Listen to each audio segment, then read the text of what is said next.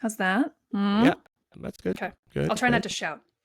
Okay. I mean, no promises because it's the Trump administration. So, like, it is what it is. Fair enough.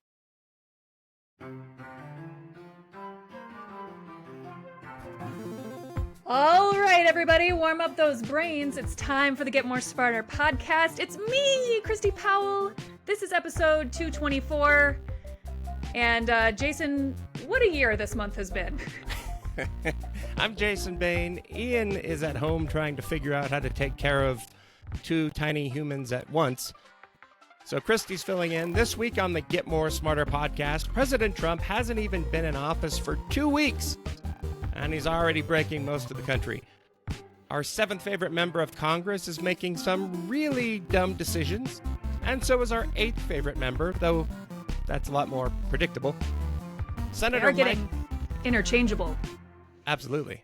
Senator Michael Bennet is verbally destroying every Republican in his path. Christy has some interesting campaign finance numbers for us, and the Colorado Republican Party continues to find new ways to embarrass itself. It's almost impressive. A true delight. Really is. First, we need to congratulate Ian for having a baby. Well, he didn't have a baby, but his wife did. Congratulations to Ian and Congresswoman of the show, Brittany Pedersen. Sammy Lee Silveri was born on January 25th. Everyone is happy and healthy and no doubt tired. And so Ian is taking a couple of weeks off to do dad things. Congrats, Silverson family. I'm still a little irritated that he didn't name the baby like George Michael Silveri, so it would have been GMS and had the same. I mean, now I'm disappointed that he didn't name him George Michael, just because that would give us a whole new element of the show. That's true. Elder Millennial just, can't wait for more George Michael references. That's true. I didn't even mean to do that. Well, let's talk about Donald Trump. That's not as good. Not as good. As we've discussed before, the Trump plan is to flood the zone with crap so that it's difficult to know where to focus your attention. What we're going to continue to help you do is try to figure out what really matters in all the nonsense. The big story this week was the federal spending freeze that was subsequently, frozen. But was it? It wasn't clear if the spending freeze was then rescinded or if just the memo about the spending freeze was rescinded. What's really shitty and also a little bit amazing, but very concerning, is that they didn't want to release this to the actual organizations that would be charged with implementing it, the parts of the government, because I think they're assholes and also so afraid of leaks and being told that this is a stupid, dumb, worthless idea, that they just put it out there. And then quickly everyone who works for them was like, hey, what? In case you missed it, the Office of Management and Budget issued a very vague 2-page memo ordering a freeze on all federal money used for a variety of grants and other purposes. The website for Medicaid payments quickly went offline. There's mass confusion around the country, including here in Colorado. Here's 9 News explaining what this would mean for Colorado. Our Marshall Zellinger set out amid today's chaos and confusion to figure out what this is going to mean for hundreds of millions of dollars for Coloradans. And resolve this. But I would say between 6 a.m. and 8 a.m. was a very busy time. For a short time on Tuesday, organizations that rely on federal dollars, like Denver Health, did not know if that money would be available by the end of the day. We get about $89 million from the federal government for a variety of programs, community clinics, research, etc. President Trump tried to freeze federal spending today, creating confusion for much of the day. Confusion even from allies of President Trump. So I wanted to take a minute to lay out what we know. Republican Congressman Gabe Evans was not quite clear when trying to clear up what federal funding was at risk. This asshole. that programs that directly pay individuals will not be affected by the freeze. We also don't know how this will affect student loans or Head Start programs. We're waiting for more specifics on that. Not knowing how it impacts Head Start would be a $120 million question mark. Oh, That's how much that's all. Colorado providers receive to help educate 11,000 low-income children. Though in a new memo this afternoon, the president's budget team said funds for Head Start would not be paused. Today was a good lesson on learning who relies on federal funds.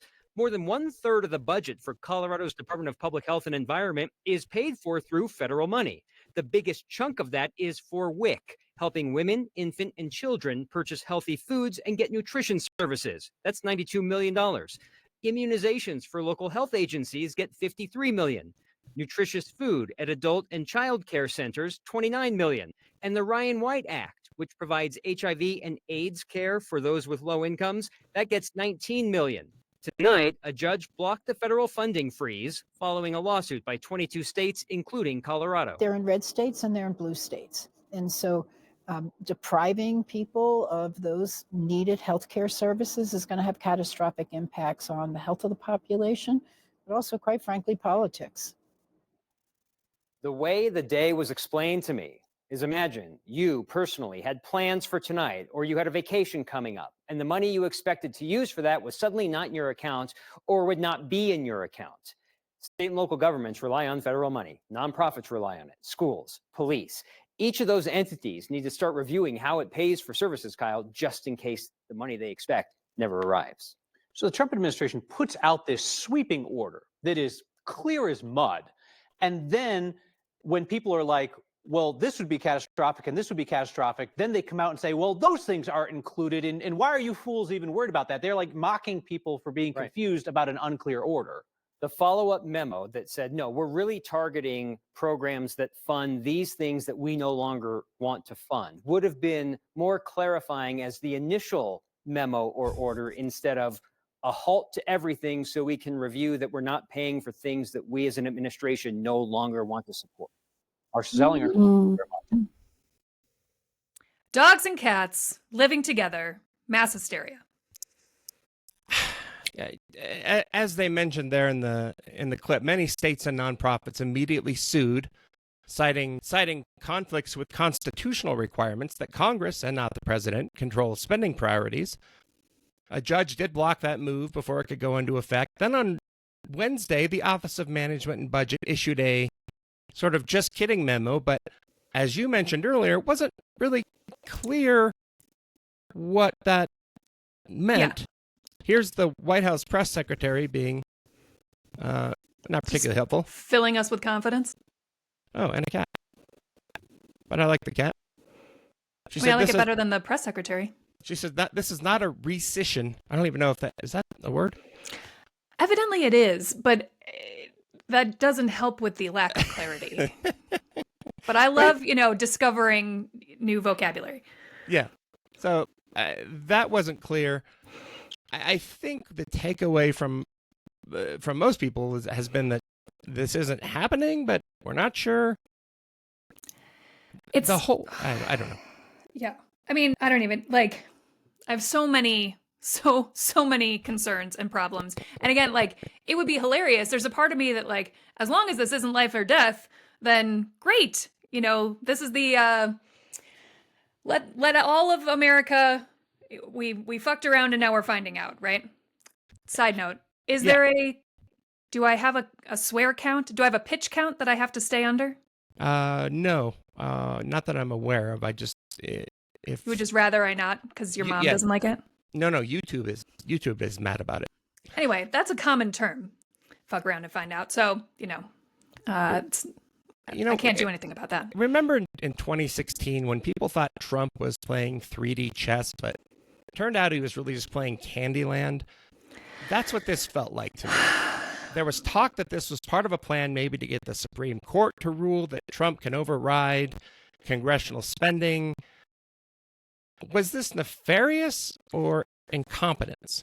I mean, I think that there's an element of certainly incompetence, and maybe like with much of the first iteration of Trump, we will be saved by the incompetence outweighing the malevolence, but that seems like a shitty bet to take. Well, there, I did it again. Yeah. But it's just so difficult that it's frustrating that you see from the Republican Party in general, constantly castigating the entire concept of government. Elect us because we want to burn everything down. And then turns out there's they don't know how matches work. slightly more nuance involved, and you just want to burn down the things that you disagree with, but it turns out that they're also tied into the things that help you personally and a lot of other people. And even if it isn't, if you aren't personally relying on WIC, we all personally rely on the police. And I think it's very interesting that the Republican Party took this move to defund the police. So I would love for them to explain that more at length. Also this week, you likely heard this sad news about a plane crash in Washington, D.C., where a flight from Iowa collided with a military helicopter. There were no survivors. President Trump quickly held a press conference, and it was kind of weird. Office, they put a big push to put diversity into the FAA's program. And then another article, the Federal Aviation Administration, this was before I got to office, recently, second term.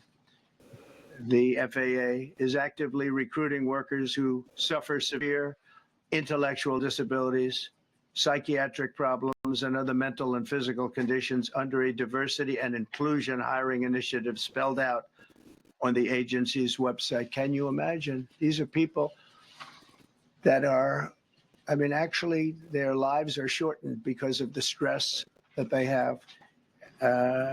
Brilliant people have to be in those positions, and their lives are actually shortened, very substantially shortened because of the stress, where you have many, many planes coming into one target. It off.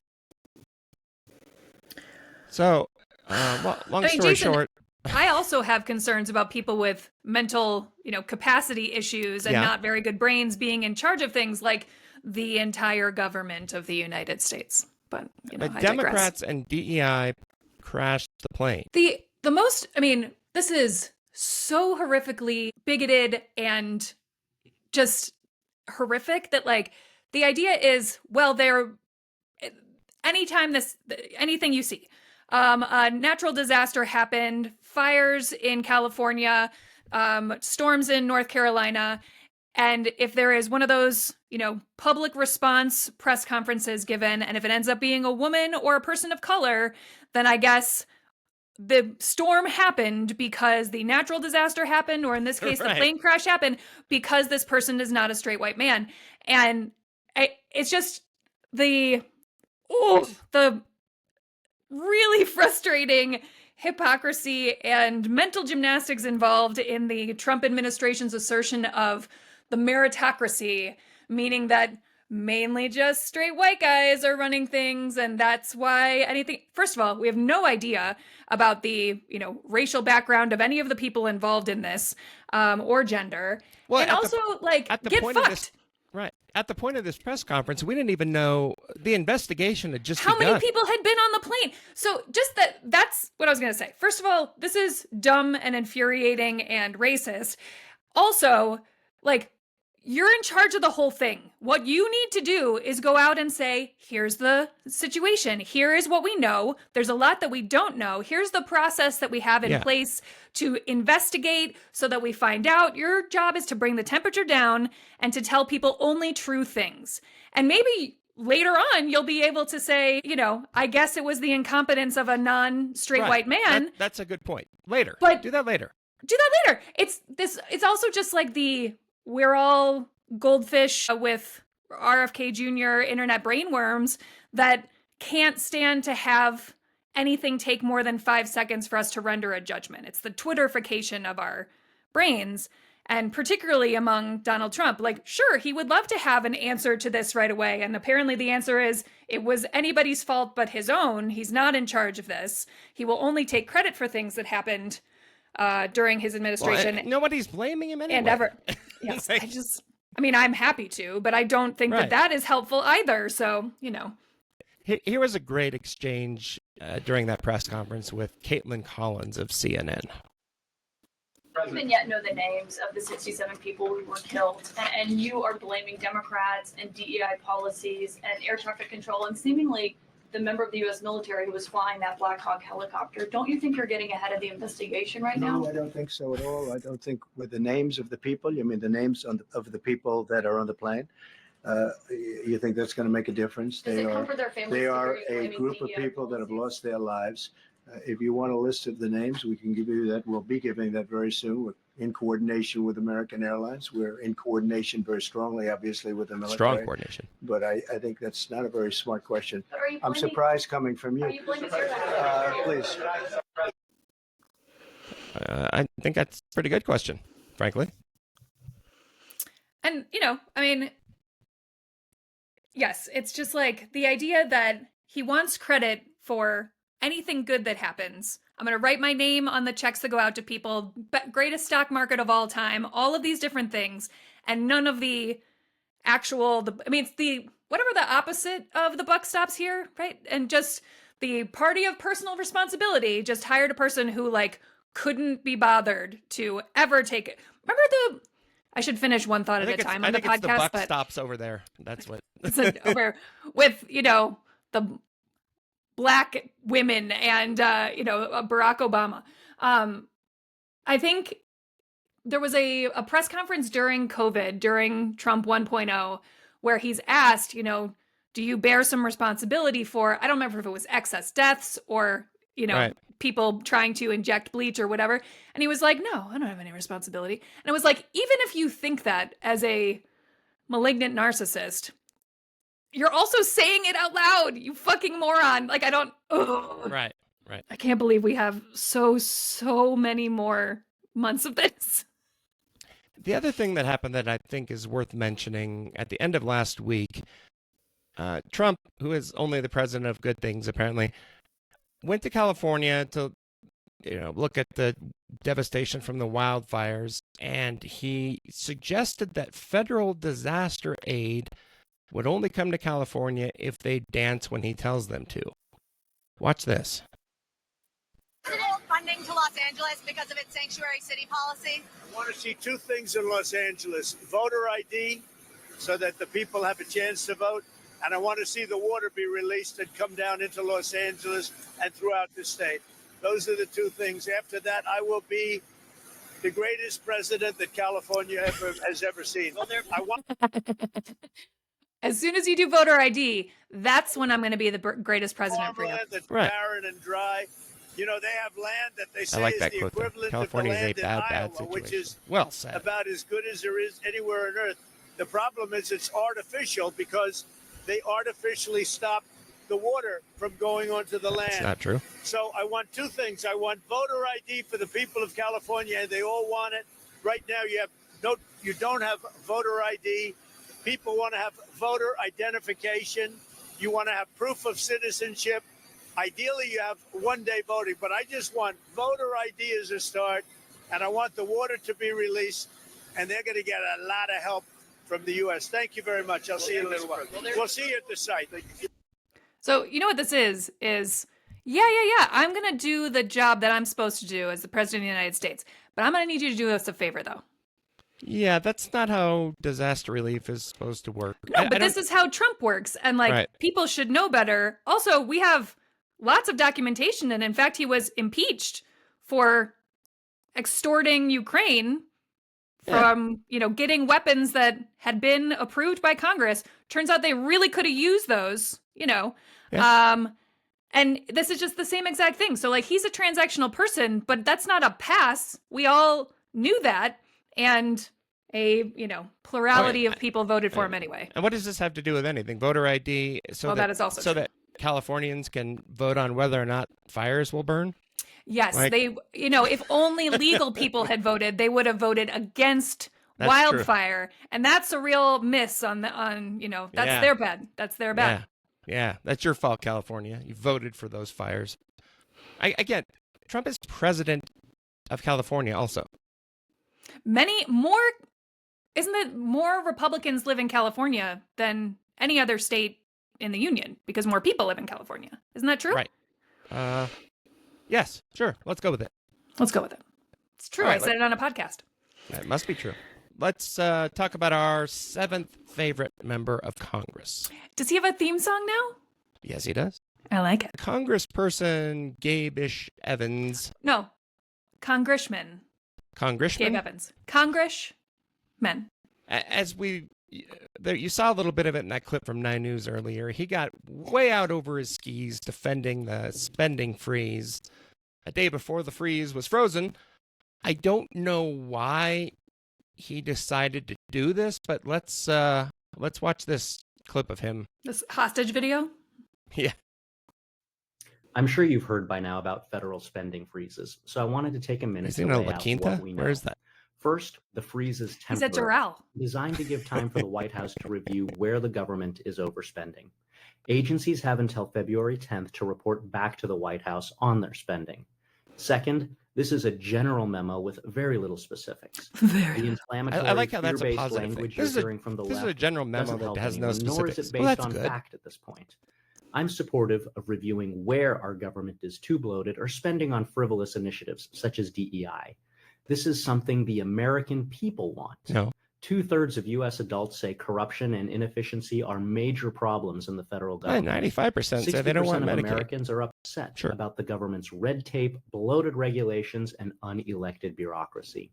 Third, and most importantly, we do know that programs that directly pay individuals will not be affected by the freeze. This includes programs like Social Security, SNAP, food stamps, Medicare, and Medicaid. Nope. It sounds like the biggest impacts will Medicaid be to was foreign literally aid offline and while to you were talking. non-governmental organizations. We're Sounds waiting like on more guidance we have no from idea. the administration on how veterans will be affected. As a military veteran myself, that's a big concern of mine. Mm-hmm. We also don't know I how haven't this will looked into affect it, student but loans I'm very or Head concerned. Start programs. We're waiting for more specifics on that. Hear Just me out. last night, though, What if they figured it White out House before they reiterated released it? they're very sensitive to not worsening the cost of living for hardworking Americans. The whole point of this is to review our government spending. As a former cop, I'm committed to finding out facts and taking care of everyone in our community. I'll share more details as I get them. In the meantime, don't hesitate to reach out to my congressional office if you need help with a federal agency, if we can be helpful, or if you have any questions. Here's what drives me insane. That, like, this is, you know how you're supposed to measure twice and cut once, right? So, I mean, measure twice and then cut the government, but you should do the review before you do the freeze so that this shit doesn't happen. And it's just very frustrating. Like, it would be hilarious if it wasn't, again, so traumatic and life and death Well, for again, a lot of maybe- people in the country. Maybe wait a day, huh? You know, like Sure. My favorite thing about knows what's happening. Exactly. Well, but that's what's key is that this bitch, like, you know, was asked and asked and asked, hey, as a, you know, military veteran, as you've said, as a police officer in the past, things that you said in literally every sentence during the campaign about yourself. What is your take on the fact that the Trump administration that you support just released violent criminals, hundreds of them, into the country, people who beat cops, people who pled guilty to beating No, cops? he said the people want to move on. That's what he said. Well, if he said anything at all, but that was after several days. This is like an hour in to the chaos. He manages to find time to do the hostage video and put it online, you know, clearly like reading the script off to the side. But just, he can comment on things. So we need to keep asking him, and also, you know, he can get fucked. I don't get the strategy of this, though. He keeps coming out immediately and supporting Trump no matter what happens. Is he afraid of angering Trump and getting a primary? Because he's not in a safe Republican district. Like, his bigger risk is losing a general election. But one has to come before the other, right? I guess. I don't. I mean, I'm not a fan. He's following the lead of our 8th favorite member of Congress, which is never a good idea. Let's talk about her. Boebert has been cheerleading for whatever President Trump does. She said Democrats were, quote, fear-mongering about the federal spending freeze. Again, just like hours before it was canceled. Meanwhile, Boebert was very busy doing important stuff at the Capitol. Here's Kyle Clark at 9 News.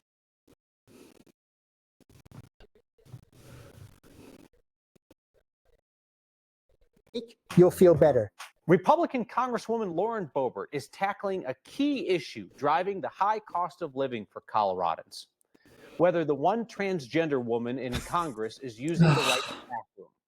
Today, a reporter for Bloomberg News witnessed Boebert bursting out of a women's room at the Capitol, complaining to security that there was a guy in the bathroom, and then returning to investigate with Representative Nancy Mace, who led the crusade to block their transgender colleague from using the women's bathroom.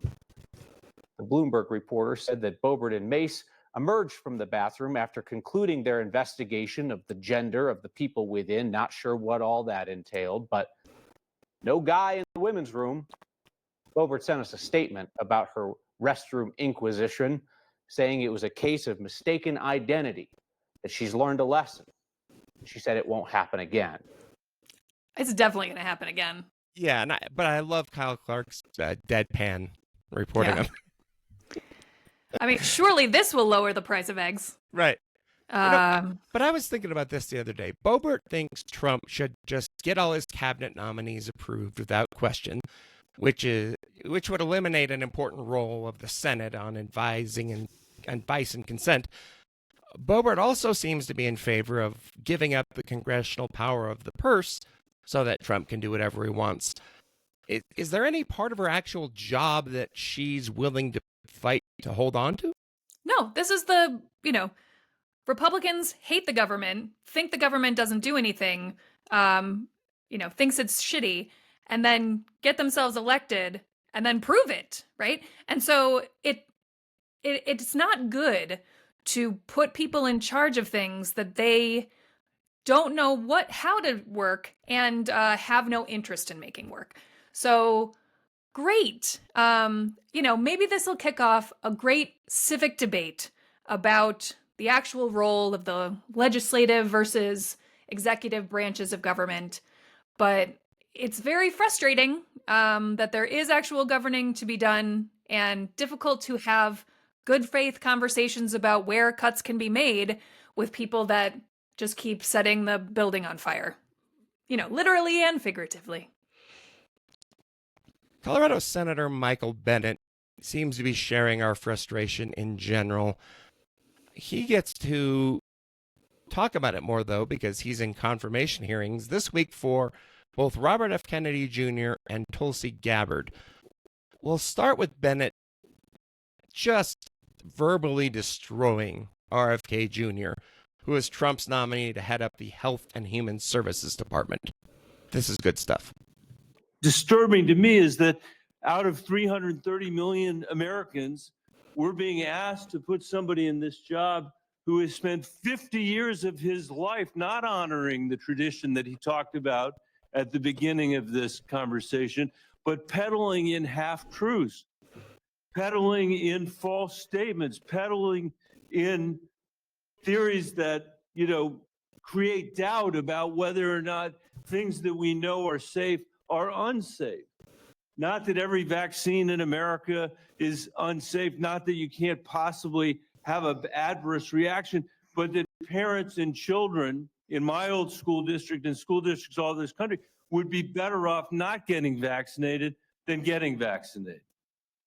Unlike his own children who were vaccinated, unlike the people he invited to his house in Los Angeles for their party who were vaccinated. For everybody else, it's about peddling these half-truths. And he says it with such conviction that you want to believe him. And Mr. Kennedy, I just have some, there are many, many things in the record, but I hope that you could answer these questions, yes or no. I've tried to ask these in a manner that's faithful to what you actually said, because I didn't want to have a debate about whether you actually said them. So I'm asking you yes or no, Mr. Kennedy. Did you say that COVID-19 was a genetically engineered bioweapon that targets black and white people, but spared Ashkenazi Jews and Chinese people? I didn't say it was deliberately targeted. I just targeted, just somewhat targeted. NIH funded and NIH published study. Did you say that it targets black and white people but spared Ashkenazi Jews? I quoted a Chinese? study, Your Okay. Honor. I quoted an NIH study that showed I'll that. take that as a yes. I have to move on, Mr. I have to move on. Did you say that Lyme disease is highly likely a materially engineered bioweapon? I made sure I put in the highly likely. Did you say Lyme disease is a highly Lyme likely disease hasn't been around for hundreds of militarily years. engineered bioweapon? I probably did say that. Did you say that? And that's what the developer of I Lyme want all disease of our said. colleagues to hear it, Mr. Kennedy. I want them to hear it. You said yes. Did you say that exposure to pesticides causes children to become transgender? No, I never said that. Okay, I have the record that I'll give to the chairman, and he can make his judgment about what you said. Did you write in your book, and it's undeniable, that African AIDS is an entirely different disease from Western AIDS? Yes or no, Mr. Kennedy? I'm not sure if I made that. Okay, I'll give it to the chairman, Mr. Kennedy. And my final question. Reclaiming my Earlier time. today on a podcast, and I quote, "I wouldn't leave abortion to the states. My belief is we should leave it to the woman. We shouldn't have the government involved, even if it's full term." Did you say that, Mr. Kennedy? Senator, I believe that every abortion is a tragedy. Did you say it, Fuck off. Mr. Kennedy? This believe- matters. It doesn't matter what you come here and say that isn't true, that's not reflective of what you really believe, that you haven't said over decade after decade after decade, because unlike other jobs we're confirming around this place, this is a job where it is life and death for the kids that I used to work for in the Denver public schools, and for families all over this country that are suffering from living in the richest country of the world that can't deliver basic health care and basic mental health care to them.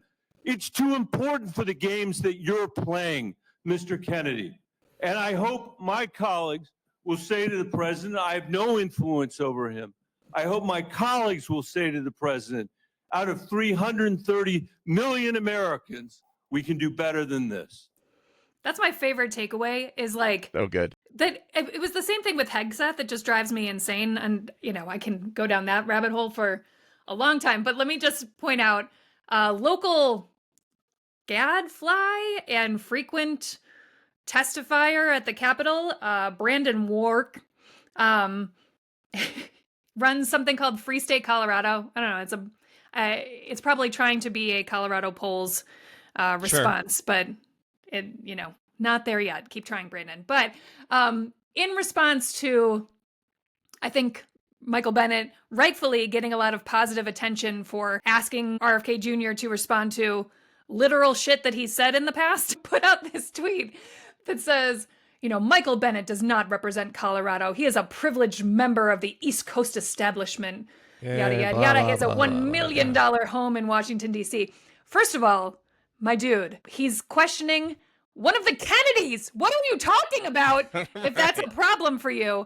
Also, like, just these people who are like, because RFK has been tapped by Trump, that they will abandon any previous thought they had about anything because, you know, Orange Man good. So you know, this is a person who, as Bennett points out, is pro-choice, or was until he was offered a job 4 months ago. Right. This is a person who was an environmental lawyer and has spent a long time of his professional career suing pharmaceutical industry and oil and gas, a lot of the people that, you know, fund the Republican Party. And they are just doing a complete 180 because he's with Trump right now, so that means I'm fine with it. I have no principles whatsoever. But just the idea of being like, how dare elitist Michael Bennet be mean to Robert Kennedy Jr.? Right. Anyway. I even got a note about this. I got a note about this from my daughter, Stella, who's in college in another state. She said, quote, "Can you tell Michael Bennet that I said thank you for going after Robert Kennedy? He got him good. It made me proud of my state," unquote. Yes, I agree, Good stuff. Stella. That's how you know it's cutting through to the next Absolutely. generation. The next day, Bennet was in confirmation hearings for Tulsi Gabbard, who is Trump's choice to be the director of national intelligence, which is scary as hell because she's, probably a spy, according to a lot of reporting. Certainly spy curious. Spy curious, right. Check out this exchange with Bennet. I would like to repeat my colleague's question to you. Thank you for being here. To answer these questions and for your service. Was Edward Snowden a traitor to the United States of America? Senator, I will also repeat my answer. He broke the law. You said earlier that you were offended by a question that my colleague from Kansas asked. Very offended. His duty as somebody on this committee to fulfill his responsibility to advise and consent. We are not here to be a rubber stamp for the President of the United States. So let me ask you again, do you believe, as the chairman of this committee believes, as the vast majority of members of our intelligence agencies believe, that Edward Snowden was a traitor to the United States of America? Senator, if confirmed as This is when the Director of rubber National hits the road. Intelligence, This is I when will this work is not with you to make sure this that is there is not not a another moment for Snowden-like social leak. media. It's not a moment to propagate theories, conspiracy theories, or attacks on journalism in the United States. This is when you need to answer the questions of the people whose votes you're asking for to be confirmed as the chief intelligence officer of this nation. As my colleague said, this is not about you. It's about the people that serve the intelligence agencies of the United States. Is Edward Snowden a traitor to the United States of America? That is not a hard question to answer when the stakes are this high. Senator, as someone who has your served answer, in yes uniform, or no, is Edward Snowden a traitor to the United States of America? as someone who has I'll go on worn to our my uniform, questions. I understand how mad he is. I love critical it. our national security Apparently is. you don't. Apparently you don't. Let me ask you. I've worked very hard to put your own words here in front of the committee. Not, fake news, not conspiracy theories on the internet, but the actual things that you have said. On February 23rd, 2022, at the very moment that Russian tanks were rolling across the peaceful border of Ukraine for the first time, you tweeted at 11:30 p.m. your time, "This war and suffering could have easily been avoided if Biden administration / NATO had simply acknowledged Russia's legitimate security concerns regarding Ukraine's becoming a member of NATO." Did you say that, yes or no? I believe you're reading my tweet, Senator. Yes is the answer. A few months later, Yes you is the said on answer. your podcast, and I quoted it, quote, "But this regime change war against Russia that the U.S. and NATO are waging via their proxy in Ukraine didn't begin when Putin invaded Ukraine. They had their eyes set on this objective long before that." Did you say that, yes or no? I believe you're reading my tweet. Thank There's you. a lot The answer more. is yes. You're quoting a podcast that I'm provided happy much to have more a conversation context. with the chairman about whether I'm taking anything out of context. I don't think I am. And your answer is yes. Are you aware that your comments about proxy wars and Russia's legitimate security concerns, to quote your own words, are in alignment with what the Russians have said to justify their invasion of Ukraine? Yes or Senator, no? I don't pay attention to Russian So I'll propaganda. take My that as goal I just is to repeat it. speak the The truth, answer is no. regardless of whether Thank you like you. it or not. I'll take it. That's fine. You said you are used to speaking truth to power. Yes. I'm shocked to hear you now say that, you are agreeing. I'm not shocked because I know you said it. You are agreeing.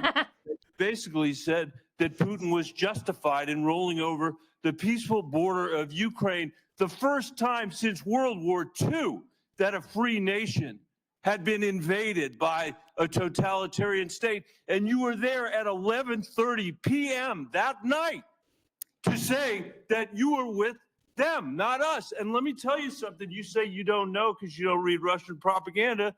Russian state TV then aired your comments. Did you know that? Senator, I think you should also quote the statement that I made criticizing Putin for his invasion What of I Ukraine. would say, Mr. Chairman, with the last, it's up to all of us. We're the Senate. We get to decide whether we're going to confirm this nominee. Obviously, we didn't select this nominee.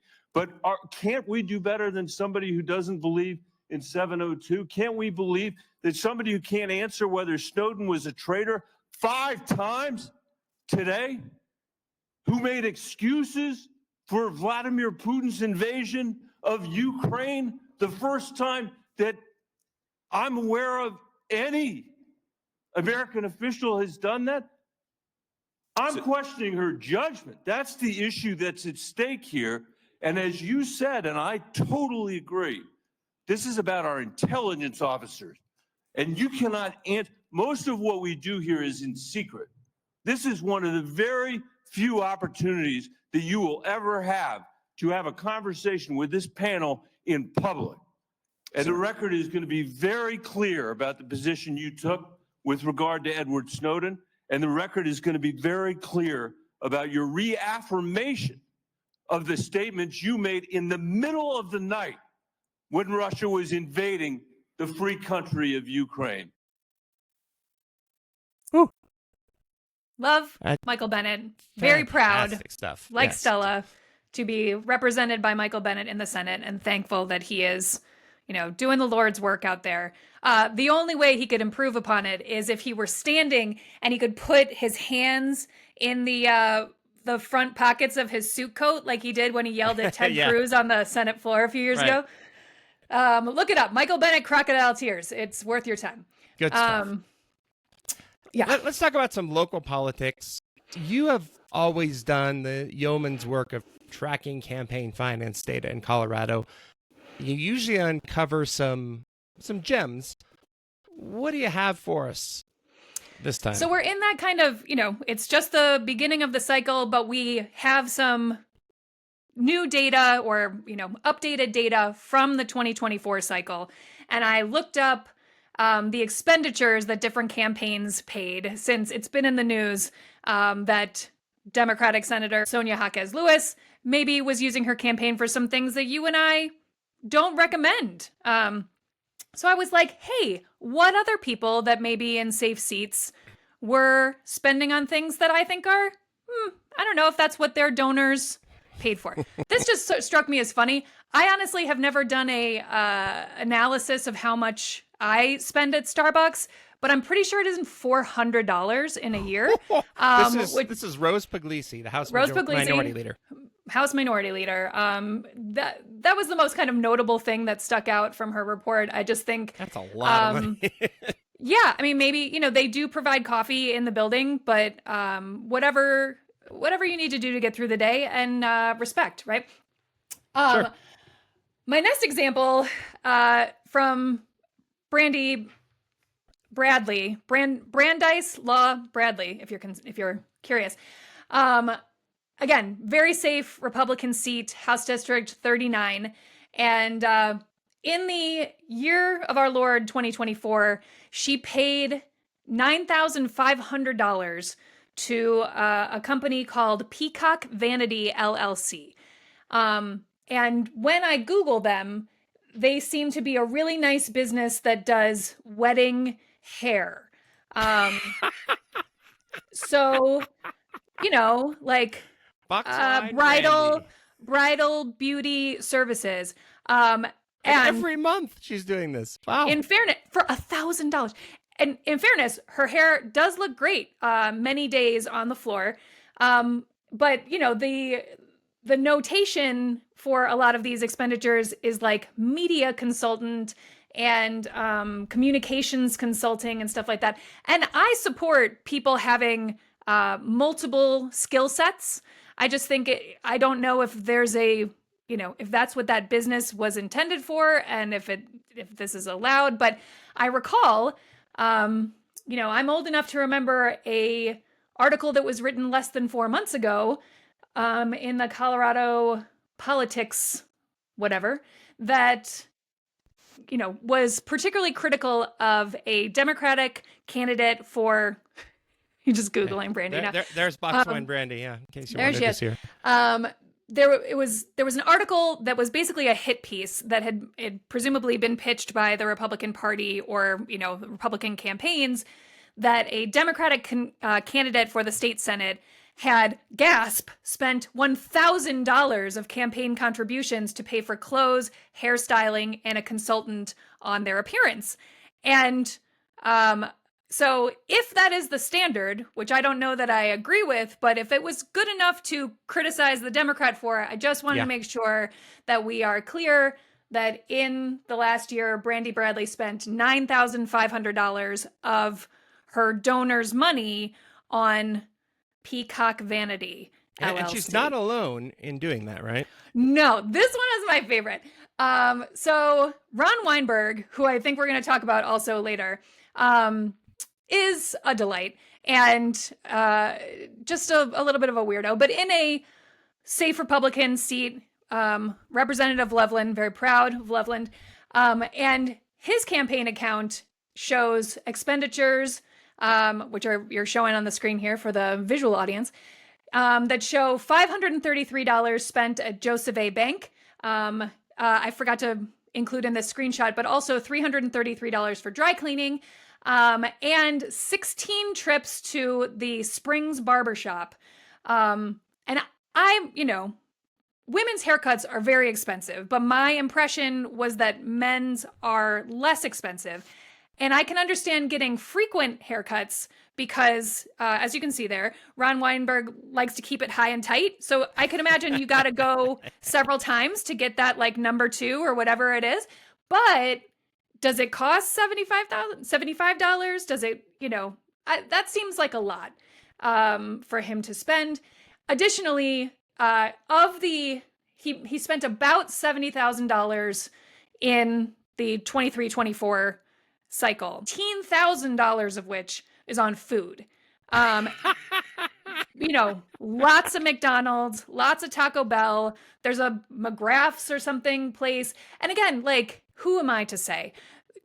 Feel your feelings, and I don't think this is illegal. All I'm saying is that what donors to Ron Weinberg thinks he's spending his money on? Just a consideration going forward in terms of fiscal responsibility for Republican donors. That's my real concern. I'm just looking out for you guys. Let's talk about the Colorado Republican Party. Let's, please. Since the election, it's been a little rough, with many of the worst people of our state being super happy all the time, and that's been very frustrating and disheartening. So, what a delight in the last 24 hours to have a real return to the mean of just the Republican Party self-imploding and returning to just being a real mess. So the Republican Party had a meeting on Thursday that was intended to adopt a whole changes bunch of to bylaws. So the way that the party operates and making some changes to that. These were the ones they were trying to change. So yeah, and they basically build this punishing the people that opposed Dave Williams in 2024. I mean, that's not what they say. That would just Right. be is it a causation or that's just what would end up happening, whether or not it is the stated purpose of the changes.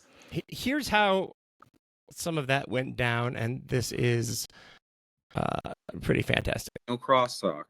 No crosstalk. We have plenty of time at this point to take comment. Freedom of speech is what the Republican Party stands behind, and it sounds like we are being blocked.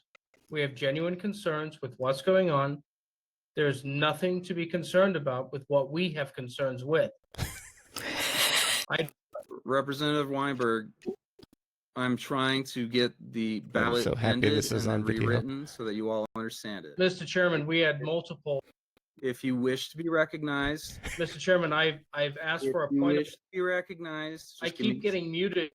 Please stop. Your Please stop. staff I keep getting muted. I'm Ron. getting muted on a Ron. multiple. Parliamentary inquiries need to be responded to. This Ron. is absolutely. Ron. I keep getting muted. Ron, stop. He is. Stop. Everybody stop. This is absolutely ridiculous. Ron, let me fix the ballot and I will come to you. Hold on. I've got no problem with that, Mr. Chairman. Your staff keeps muting me. Ron, if you can please stop talking for 1 second, I'll come back to you.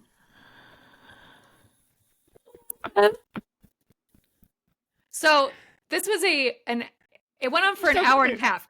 Basically this. So it went on for an hour and a half, and this is still the going, gist too. is they couldn't even. Oh, is it? Oh yeah, he's blinking. I guess everybody got muted. Any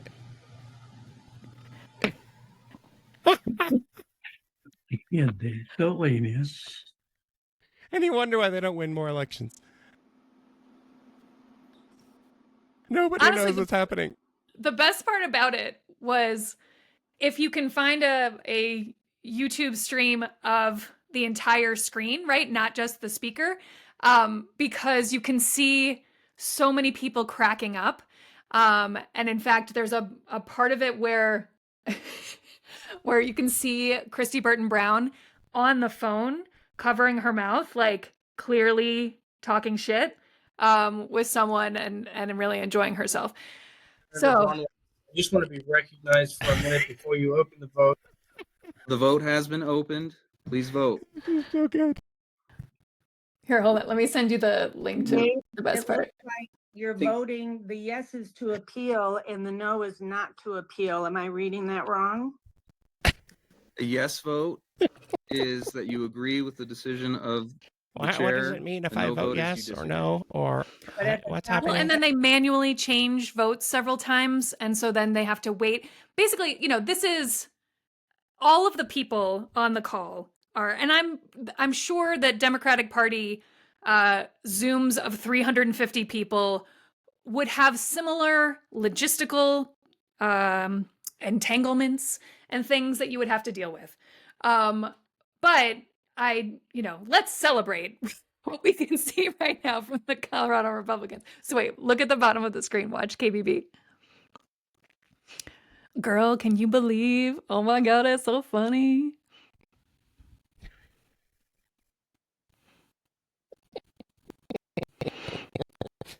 I know, right? Nobody on this call has any idea what's happening. Well, or several of them do. So Dave, and he may be correct, that he thinks that there were either spies or people that were on deliberately to undermine him. I don't know if Ron Weinberg and Lauren Boebert are in that category, or if they are in the category of people who just their particular kink is Robert's Rules of Order and feel very strongly about the format of parliamentary inquiries. And so then it gets into like, you can unmute yourself for parliamentary inquiry. And then Dave would be like, can you just put a hand up and I can't, do this one at a time. And then people would be like, but you can. Parliamentary inquiry has to be handled right away. Right. And then the people who raised their hand and tried to be good about it were like, but you haven't been calling on me. And then people started to say, like, I have a point of clarification that is different than a parliamentary inquiry or a, oh my God. And they finally gave up after about an hour and a half. Nothing happened. Yep. It's fantastic. Remember, Republicans are going to elect a new state party chair in late March. Williams does not appear to be running again, but his acolytes are carrying the torch of idiocy for him. Former Routt County Treasurer Britta Horn is the anti-Williams candidate. She's getting hammered by the far right, including Chuck and Julie at the Rhino Watch Colorado, who said that she is a Rhino DEI hire. Yeah. It's fantastic. That's just what they do whenever they. That's the new word for anything they don't like. You're a DEI. Yes. You must be woke. I don't know. I would love for people to define their terms more, but it is just becoming a word association, way to hate on people, I guess. All right, let's do a couple of quick hits and then we will roll out of here for the week. We've got an update on a subject we talked about recently. The Colorado Springs City Council had been considering putting another question on the ballot this spring about recreational marijuana because they were sad that voters chose twice in November to support allowing recreational weed sales in the Springs. They argued that, well, people didn't really understand what they were voting for. Here's KKTV in Colorado Springs. Breaking news alert. If you live in Colorado Springs, you will vote once again on recreational marijuana. At tonight's packed city council meeting, the council voted 7-2 to put recreational marijuana back on the upcoming city ballot, despite Proposition 300 passing back in November. Grace Kramer is joining us live from City Hall tonight, where this discussion happened. And discussion, speaking of this vote ahead of the vote, it got kind of heated at times. Adam, public comment lasted for hours. Many of the people inside were calling out some of the city council members for wanting to repeal their very own voter decision back in November. I just feel like this is a city council that doesn't like recreational marijuana, and they just don't like the way we voted this time. People in Colorado Springs are no stranger to voting on the sale of recreational marijuana. In recent years, it's gone to the ballot in 2022, 2024, and now 2025. It did get voter approval back in November. However, some city council members like Dave Donaldson says people were confused because there was also a ballot question which you to put on the ban ballot. Recreational marijuana, and his very own district voted to approve and deny the sale at the very same time in November. That's my goal. Clarify that. I want to know the voters' intent. For Now, real. If it fails, like if voters say, nope, we don't want to repeal this, I think it's clear at that point. Voters do want recreational marijuana sales. I'll be done with this topic. We'll move on to something else. Yeah, right. Here is the new language that voters will read come April. A yes vote would overturn Proposition 300 and would should not just say, allow are you recreational marijuana sales sure in the city. you want A recreational no marijuana? would allow it. The president of the Colorado Springs Cannabis Association tells me that it will be harder to get people to vote in April during a municipal election compared to the 2024 presidential election. I mean, this is... You know what? I bet that the Colorado Springs council meetings would be much more enjoyable if you went high. If you could. Yeah. I just I hope all these 7 people that put on the city council that put it back on the board or back on the ballot, every one of those assholes should be kicked out of office. Every one of them. Yes. I mean, either you support voters making decisions or you don't. So it's very frustrating. I hear people, maybe things happen that are unintended consequences, and wolves are a complex issue that I will not be talking about on this podcast. But the voters voted. What do you want? I don't know. Twice. Fuck off. Twice they voted. Yeah. Yes. Reefer madness. A friend of the show, Eric Malbich, has been reporting on the Republican Party of Colorado wanting to imprison the members of the Durango School Board for reasons that I really don't even understand. Do you know what's going on here? Not really. I think that this basically became a multi-stage effort to have people who are more MAGA minded and love freedom, but hate trans people and also people of color. They wanted the school not to be able to put up rainbow flags or BLM flags. And, yada, yada, yada, the school board voted to adhere to their own policy as previously And adopted. they should go to jail. Yes. Yeah, obviously. That is the position of the First Amendment loving Republican Party. The ones that can't even hold a vote. I mean, Online. truly. Yeah, this is my favorite line. Eric highlighted in his tweet. President Trump's executive order that specifies only 2 genders exist in real life. There is nothing more serious we must accomplish, because surely this will lower the price of eggs and fix inflation and close the southern border.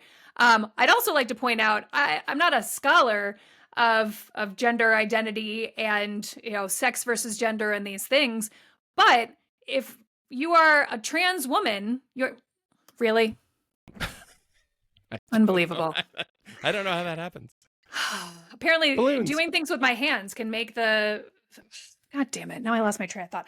If you are a trans woman, you are still one of the 2 genders. So, unfortunately, this means that there's nothing more serious that we must accomplish as the Colorado Republican Party than ridding the world of the infinitesimally small component of our population who identify as non-binary. And also, who fucking cares? Just, Maybe they can ask Lauren Boebert to come check all the bathrooms. This is what I'm saying. The idea of these people being like, oh, the scary groomers, the Republicans are the ones who are going into the bathroom, literally in Congress, to check the gender of the people in there. And also, Right. what Put are on you your going pants. to... Are you going to make children pull down their pants so they can participate in sports? What the fuck are we even talking about? It is so insane, and as I'll reiterate, has no bearing on the price of eggs. So maybe we should chill on all the culture war nonsense coming out of the Colorado Republican Party writ large. We have our first Democrat in the race for Congressional District 8. That's the one that is in northern Colorado. Gabish Evans defeated Yadira Caraveo by about 2,500 votes. He's probably the most endangered House Republican in the country in 2026. Manny Rutinel is a first-term Democrat from Commerce City. He has thrown his name officially into the ring. I expect there will be half a dozen more, but we're underway there, so hooray for that. And finally, our gibberish of the week. We've got a twofer from Republican State Representative Ken Dildo DeGraff, who's been on quite a roll at the state capitol. He's been on his same bullshit, yes. Here's Dildo DeGraff talking about ballot concerns or something bullshit. Well, Representative Ken DeGraff, thank you for talking with me today here. We're down at the Joint State Affairs Committee down at the state capitol here, and it was a pretty fiery hearing today, committee hearing, where Secretary of State Janet Griswold actually ran out of the room. They had to stop the questioning. Not accurate. That Secretary of State Janet Griswold fled the room instead of facing the questions and talking to her constituents. These are difficult questions, and we have to have these difficult conversations. And if you can't have the difficult conversations, how are you going to be governor? So one of the questions that Jenna was, some things that I took personal offense at is that Jenna's very liberal use of declaration of the words denier and election disinformation, and basically establishing herself as the arbiter of all things truth in terms of election systems. Now, we have a problem when we have you have the Secretary of State running the system and then certifying the system. Just trying to find the one where he says you can look at ballots through it. We have a Democrat audit. Hold on a second. Citizens, and Well, again, this is the essential problem with Ken DeGraff is on the ballot through the security envelope. Right. And here it is. The security and questions, not in terms of obfuscation. They did address and I'll send this to you, Brandon. They did address an election complaint by way of trying to make it seem, by trying to dismiss it, and that was from a couple years ago. The security envelope You could literally read your vote on the ballot through the security envelope. And the lawyer, Caleb Thornton, sent me an email back and said, well, you can't link the vote to the voter, so therefore it's not a federal offense. Well, if my name is on the envelope and I can read the ballot through the envelope, I can read the ballot through and the election result or my votes through the ballot with a lamplight. And then I can turn off that lamplight and I can see my name, voter ID, signature on the ballot. I can clearly make that connection. Gives a shit. You can see your own ballot through the envelope? What? And, you can also see your own ballot when you fill it out. Not nearly the most important of the many incorrect and hateful things that he says, but the fact that he says arbiter, and he is the only person I've ever heard of that has a mispronunciation of arbiter or arbiting of something. He's probably right. But he finds a way to say arbiter in a shockingly frequent number of circumstances, and it drives me crazy. Well, here's arbiter, the graph. Yes, talking he is the about true arbiter of who's a pedophile and what is dangerous to children. Reminds me of a little bit of civil engineering when you study city planning. 99% of sewage is pure water. 99% of this bill might be good, but when you don't protect the kids of this state by intentionally including wording in a bill because you had the opportunity to remove the wording, so by intentionally making sure that you keep the wording in that bill that victimizes the children of our state, this is a victimizing bill. The intent of this bill now becomes the victimization of our children and the release of their medical records with a bunch of other garbage to gussy it up. It's predatory. That happens a lot in this room. It's a very small thing. We could have removed it, and it should have had nothing to do with it. But this body, the majority, decided that the most important part of this bill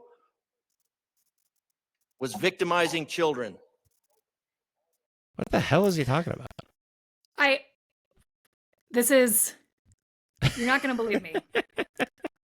He is literally talking about an amendment to take the safety clause off and add a petition clause, which would, any bill passed by the legislature, there you have two different options. The safety clause means it goes into effect right away, and the petition clause means the electorate of Colorado has, I think, 90 days from the end of, or maybe either the governor signing or the end of the session, to bring a petition and counteract that bill, rescind that bill.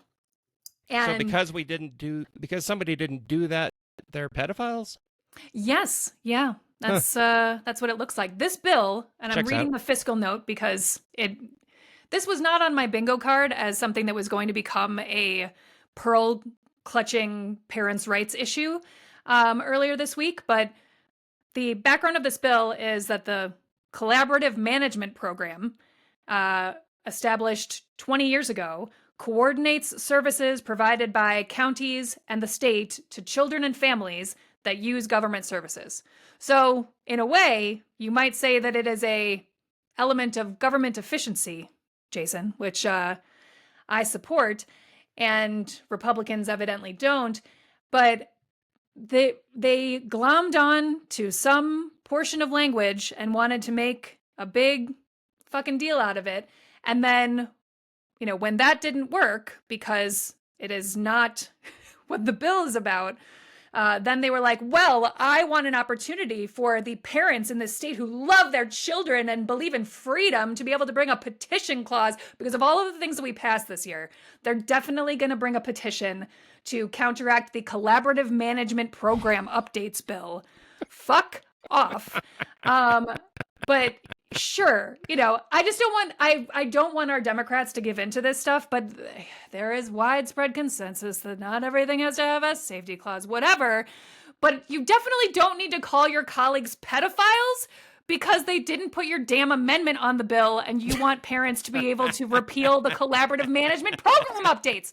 So, this bodes really well for the future conversations we're going to have on the Second Amendment. It's going to be just as much of a true delight as always. All right, that is it for us this week.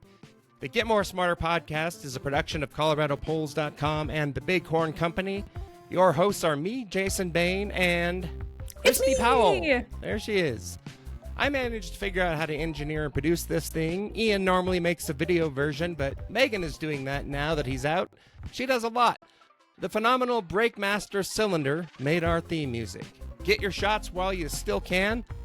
I forgot to pull up this week's review. My bad. If you leave us a review on Apple Podcasts, a comment on Spotify, a reply to a post on Blue Sky, or just email or text us, we'll read it on the air, usually.